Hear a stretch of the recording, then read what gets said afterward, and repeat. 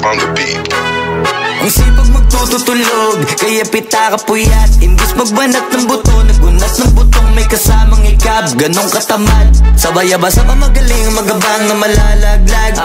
At nagtataka ka pa kapag sabay sa mawala ka na nakakapkap. Clap, clap, clap, ang hilig mo sa teka muna. Kaya imbis sa lapian nakuha mo muta. Punto ko sana makuha, na baka sa kakahiga mo ay diyan ka makuba. Anong mission mo sa lupa? Magpatigas ng batuta, paramihin ang populasyon. Ganyan ba talaga pag walang ambisyong mataas? Di nalulula, buti patupa, napapastol. Ikaw puro angas tol, halata nagpapanggap pag nasa labas ng door. Iba-ibang palabas, kaya madalas mag-mall. Akala mo lang nakahabol ka na, pero di ka pa nakakascore. Di lang pala yung tulog yung pwedeng may mapanaginipan. Di rin pwede na lahat ng gusto idaan sa hilingan. Pag may nahiligan, di madalian. Ba't di pagigilan? Sige, ikay magpursige kasi di pa huli. Pero sa'yo yan nakadepende, di yun nakabase ka sa swerte. Di laging pa pwede na, yung pwede lang kung pwede nga. Isipin na walang bagay na hindi pwede. Siyempre, di araw-araw, 25 na Disyembre. Darating at darating ang peste, yan ang dapat mong pagandaan. Kasi buti pa yung leche, plano may plano kahit leche. Akala ko ayaw mo ng dilata, pero lagi ka nakahilata. Kala ko ayaw mo tumunganga, pero inuuna mo bunganga. Kala ko gusto mo ng biyaya, pero lagi ka nakatihaya. Sarili mo din ang dinadaya, kasi sa katamaran mo siya niyaya.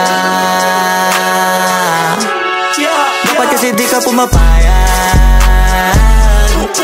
ikaw din naman na mahihirapan. Tsaka ikaw din na manghihinayang sa masasayang. Hoy batugan, di ka pa mayaman, wala ka pang matabang wallet. Bakit di ka makabangon? Baka bakal na mukha mo tapos unan mo naman magnet. Pahiga-higa lang sa higaan, kala mabiyaya sa iwan ko sang lalapit. Iba ka hanip, di nagpapanik. Sanay ka bang walang budget o sadyang wala ka lang target? Yung iba namang mga tamad, meron din kakaibang mindset.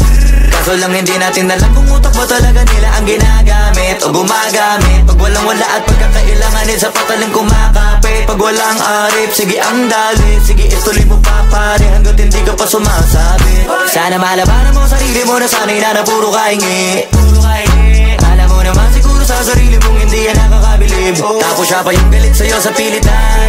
Yun naman hindi ko maintindihan. Tipong imposible hindi mo din kainisan. Kahit pa ulit-ulit mo pasigihan, mali ka na kahit na isang beses mo lang hindian.